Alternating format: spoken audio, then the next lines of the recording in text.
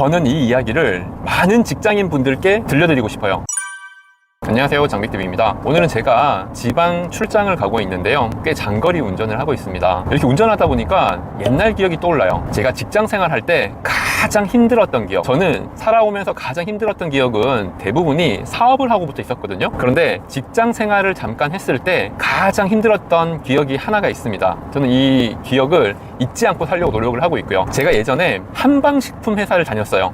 홍삼을 만드는 회사였습니다. 그 홍삼을 만드는 회사에서 프랜차이즈 브랜드를 하나 만들게 되었는데요, 그 프랜차이즈 브랜드를 만들면서 신메뉴 개발을 직원들을 대상으로 공모를 했습니다. 히트 상품을 만드는 직원에게 포상을 하는, 그래서 부서와 관계없이 히트 상품에 대한 아이디어를 모두가 내는 시기였어요. 저도 기획팀장으로 있을 때 히트 상품 하나를 기획했습니다. 어떤 거였냐면은 홍삼 티백, 녹차 티백 많이 보셨죠? 같은 개념인데 녹차 티백 같은 곳에 홍삼을 넣어서 홍삼 티백을 만드는 거였습니다. 그런 거 보신 분들 많이 없으실 거예요. 생각보다 굉장히 획기적인 제품이었습니다. 새로운 프랜차이즈의 새로운 메뉴, 그 공모는 사실 대부분이 제출을 하지 않았어요. 제 기억으로는 거의 제가 유일했던 것 같아요. 그러다 보니까 아이디어가 좋고 나쁘고를 떠나서 제가 기획했던 홍삼 티백이 채택이 됐던 겁니다. 상품화가 결정이 됐던 거죠. 저는 굉장히 기분 좋았습니다. 내가 이 회사에서 무언가 하나를 했다는 그 느낌이 너무 좋았죠. 그런데 이게 저한테 굉장히 큰 불행으로 다가온 것은 그렇게 오래 지나지 않았어요.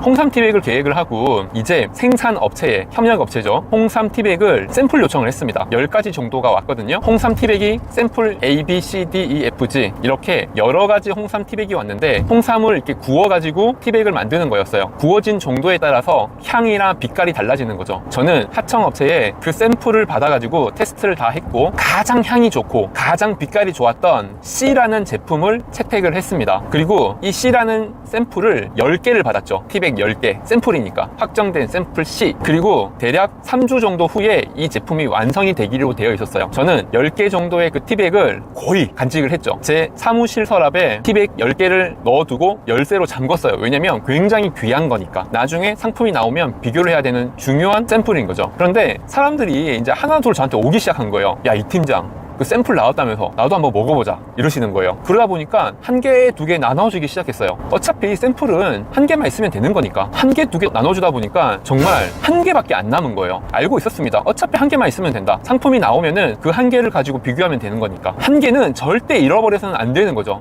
열쇠를 잠그고 보관을 하고 있는데 어느 날 갑자기 저희 회사에 회장님이 회사에 방문하신 거예요. 회장님은 1년에 한 서너 번 우리 회사에 올까 말까거든요. 정말 잘 안 들리시는 분이신데 회장님이 갑자기 불쑥 방문하신 겁니다. 저희는 모두 기립해가지고 회장님께 인사를 드렸죠. 회장님은 곧바로 대표이사실에 들어가셨어요. 대표이사실에 있는 대표님과 상무님과 전무님들이 다 들어가셨죠. 그런데 갑자기 상무님이 뛰어나오시면서 이 팀장, 우리 새로 이번에 개발하는 홍삼 티백 그 샘플 가지고 들어와, 이러시는 거예요. 저는 영문도 모른 채 이제 샘플 한 개 남은 거를 급하게 들고 회장님이 계시는 대표이사실로 들어간 거죠. 이게 새로 나왔다는 그 홍삼 티백인가? 저한테 그러시면서 이 티백을 딱 보고 향을 한번 딱 맡으시더니 뜨거운 물에 이걸 탁 담그시는 거예요. 깜짝 놀랐습니다. 저는 이거 마지막 남은 샘플이라서 드시는 건 안 됩니다 라고 말씀을 드렸어야 됐는데 회장님이시잖아요. 이사님도 아니고 전무님도 아니고 대표님도 아니고 회장님이시잖아요. 제가 감히 이건 드시면 안 됩니다라는 얘기를 못한 겁니다. 바보같이. 회장님은 당연히 이게 마지막 샘플이라는 걸 모르시죠. 이게 마지막이라는 걸 아는 사람은 저밖에 없습니다. 심장이 터질 것 같은데도 감히 말씀을 못 드렸어요. 멍청하게. 그러면서도 속으로 이제 위안을 했죠. 어때? 잘 나오겠지. 아주 멍청한 일을 저질러 버렸는데 며칠 후에 터져버립니다. 드디어 홍삼 티백이 한 2만 개 정도가 만들어졌어요. 상품이 완성이 된 거죠. 과장님은 완성된 티백을 가지고 오셨어요. 저한테 보여주면서 드디어 완성이 됐습니다 하고 완제품을 가지고 왔는데 저는 별 걱정은 안 했거든요. 이거를 딱 받아가지고 차로 마셨는데 큰일이 나버린 겁니다. 색깔은 우러나오지도 않고 마셔도 맹물이에요. 아무리 뜨거운 물에 오래 담궈 넣어도 우러나오지가 않는 겁니다. 잘못 만들어진 거죠. 과장님께 말씀드렸습니다. 과장님, 이게 뭐예요? 그때 주셨던 샘플이랑 완전 다르잖아요. 노랗게 홍차처럼 우러나와야 되는데 완전히 그냥 맹물에 향은 하나도 없어요. 이게 뭡니까? 했더니 과장님이 아닙니다. 그때 만드는 방식과 똑같이 만들어가지고 가지고 왔는데 뭐가 달라요? 그때 드렸던 샘플 비교해보죠? 저한테 이러는 거예요. 큰일이 나버린 겁니다. 샘플이 없잖아요. 이거 비교해가지고 다르다는 걸 제가 증명을 해야 되는데 다르다는 심증만 있고 증거가 없는 거예요. 과장님께서는 아니 샘플이 없으면 뭘로 비교해요? 저희는 다 드리고 갔는데 제가 엄청나게 일을 망쳐버린 겁니다. 했습니다. 아무리 우겨도 과장님 입장에서는 그걸 받아들일 수가 없는 거죠. 비교할 게 없으니까. 제가 아무리 사정을 해도 이거는 돌이킬 수가 없고 과장님은 돌아가셨죠. 회사에서 큰일이다 고민을 하다가 여러 다른 팀장님들, 선배님들과 의논을 했지만 방법이 없는 거예요. 제가 일을 완전히 망쳐버린 겁니다. 저는 10시까지 야근을 하고 집에 돌아가서도 밤새도록 고민을 했지만 할 수 있는 방법이 떠오르지가 않았어요. 아무것도 제가 할 수 있는 건 없었습니다. 잠을 못 잔 채 그 다음날 아침에 출근을 했습니다. 회사에 제일 먼저 출근을 해가지고는 서류를 적기 시작했어요. 2장의 서류를 작성을 했습니다. 첫 번째 서류는 프로젝트 실패 보고서. 프로젝트 실패 보고서를 써야 됐던 이유는 뭐냐면 이거는 더 이상 상품 가치가 전혀 없거든요. 이걸 출시를 하게 되면은 패키지도 디자인을 해야 되고 패키지 제작 들어가야 되고 광고비도 쏟아 부어야 돼요. 엄청난 돈이 더 들어갑니다. 그런데 이건 팔리지 않는 상품이라는 걸 제가 알잖아요. 홍삼 향도 안 나고 우러나오지도 않는데 이거 누가 사겠냐고요. 그래서 프로젝트를 더 이상 진행해서는 안 됩니다 라고 하는 실패 보고서를 작성을 했어요. 더 이상 회사에 손실을 줘서는 안 되니까요. 그게 거의 2억 원어치였거든요. 더 이상 돈이 투입이 되면 손실만 커질 뿐입니다. 제가 모든 잘못을 인정을 하고 프로젝트 실패 보고서를 썼고요. 또 한 장은 뭐였냐면은 사직서.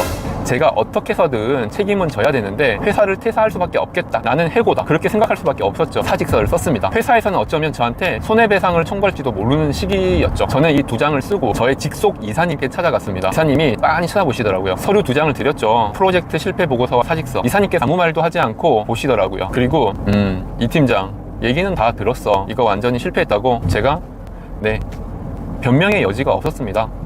제가 너무 잘못했고요. 정말 죄송합니다. 회사에 피해를 줘서. 이사님이 저를 보시더니 한동안 말이 없으시다가 잠깐 생각하시더니 이야기를 하시더라고요. 이 팀장, 얘기는 들어서 알지만 고생 많이 했어. 근데 어떤 사람이 실패하는 줄 알아? 네? 어떤 사람이 실패하는 거냐면 일하는 사람이 실수를 하는 거야. 하다 보면 실수가 있을 수 있다는 거지. 실수하지 않는 사람은 시도하지 않는 사람, 일하지 않는 사람은 실수할 일도 없어. 이번 프로젝트 기획안 이 팀장만 제출했거든. 이러시는 거예요. 수고 되게 많이 했고 어찌되었건 일은 마무리 지어야지. 마무리 잘 해봐. 고생 많이 했어. 이러시는 거예요. 위로해 주시는 거죠. 무슨 일을 하는 사람이 실수해요. 실수하는 사람이 실수하는 거죠. 제가 그냥 잘못한 건데. 근데 고생 많이 했다고. 일을 열심히 했으니까 실수도 있는 거라고. 그냥 저를 다독여주고 위로해 주셨어요. 저는 그때 정말 가슴에서 눈물이 났어요. 며칠 동안 마음고생 너무 많이 했고 너무 많이 힘들었고 이제 퇴사를 하면서 사직서를 쓰면서 무언가 책임을 져야 됐으니까요.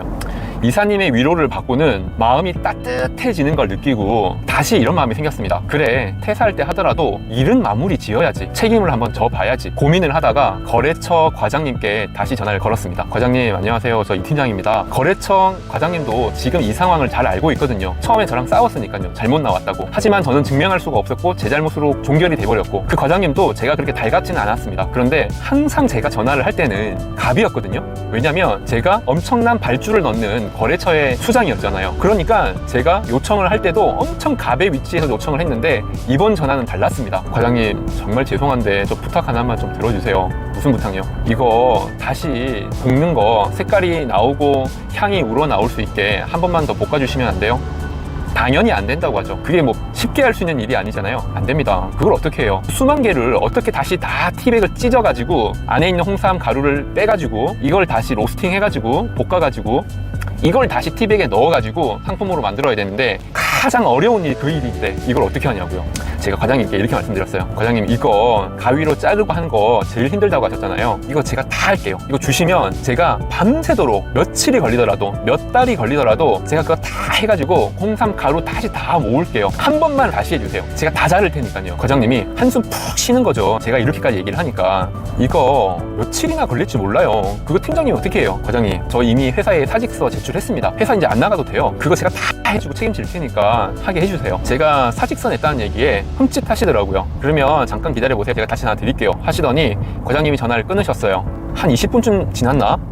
전화가 오는 거예요. 이거 팀장님이 정말 다 자르실 수 있어요? 제가 다 자를게요. 팀장님 이거 혼자서는 얼마나 시간 걸릴지 몰라요. 이거 못해요. 제가 회사에 얘기를 해가지고 약간의 결정을 하는 과정에서 서로 간에 오해가 있었으니 귀사와 우리가 둘 다 실수가 좀 있었다 이렇게 보고를 했대요. 팀장님도 과장님도 실수가 있었으니 이거 다시 한번 로스팅 하자 이렇게 보고를 했다는 겁니다. 그래서 결국은 회사가 손실이 조금 나더라도 이 티백들을 전부 다 잘라서 다시 볶아서 다시 인부들을 다 시켜가지고 이걸 담당하시는 분들이 그렇게 진행을 하기로 했다는 겁니다. 정말 이렇게 감사한 적이 없었던 것 같아요. 정말 과장님 집 앞으로 찾아가가지고 무릎 꿇고 감사하다고 그렇게 빌고 싶었어요. 고맙다고. 그러시면서 과장님께서 이렇게 얘기하셨어요. 내일 당장 이거 시작하는 거니까 공장이 지리산에 있었거든요. 저한테 지리산으로 오라는 거예요. 아침 10시까지 지리산 공장으로 저한테 오라는 거예요. 와서 샘플 테스트하고 하지 말고 그 자리에서 로스팅 되는 거 확인하고 로스팅 정도를 결정하자는 거예요. 10시까지 여부가 있겠습니까? 제가 당연히 10시까지 가야죠. 저는 회사에 이야기를 하고 그 다음날은 공장으로 출근을 하기로 했어요. 내비게이션을 좀 봤더니 서울에서 지리산 공장까지 한 7시간 정도 걸리는 거예요. 저는 서울에서 부산까지도 5시간이면 가잖아요. 지리산까지는 350km 정도밖에 안 됐거든요. 그런데 대부분이 가는 길이 산길이다 보니까 천천히 가야 되는 길들이었나 보더라고요. 7시간이 걸렸습니다. 저는 아침 10시까지 도착해야 되기 때문에 아침에 출발해서는 도착하지를 못하고요. 퇴근을 하고 집에 들러서 옷만 갈아입고 10시에 바로 출발을 했어요. 천천히 운전을 조심해서 갔더니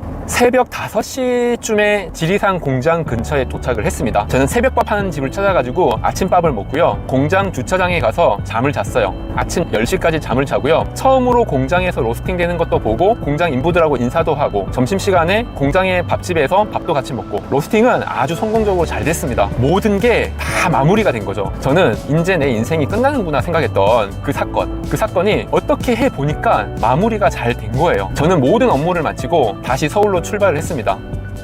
서울로 출발할 때는 이렇게 마음이 가벼울 수가 없어요. 정말 지구가 끝나는 것 같은 고통 속에 살다가 모든 게 눈 녹듯이 해결이 되는 거잖아요. 서울로 출발하는 고속도로에서 우측에 참외 트럭이 보이더라고요. 저는 마음에 여유가 생기니까 거기 가가지고 참외도 한 봉지 사게 되더라고요. 참외 한 봉지 사가지고 한 개를 들고 이렇게 옷으로 닦아가지고 한 입 베어 먹었어요. 그렇게 달콤할 수가 없습니다. 저는 그때 그 기억을 다시 한번 생각을 하면은 내가 실수했다고 윽박지르는 이사님이 아니라 네가 일을 했기 때문에 실수했다고 위로를 해주셨던 그 이사님 아직도 잊을 수가 없고요. 그 이사님의 한마디가 제가 이 프로젝트를 다시 정상 궤도로 돌리는데 가장 중요한 부분이었다, 중요한 이야기였다라고 생각을 합니다. 저는 뭔가 실수가 있어도 해결할 방법이 있다라고 생각할 수 있는 그 마음을 전해드리고 싶고요. 그리고 상급자가 되시고 임원이 되시고 대표가 되시는 분들은 윽박지르기보다는 위로할 수 있는 마음의 여유를 그 이사님처럼 가지실 수 있다면 정말 제일 좋을 것 같아요.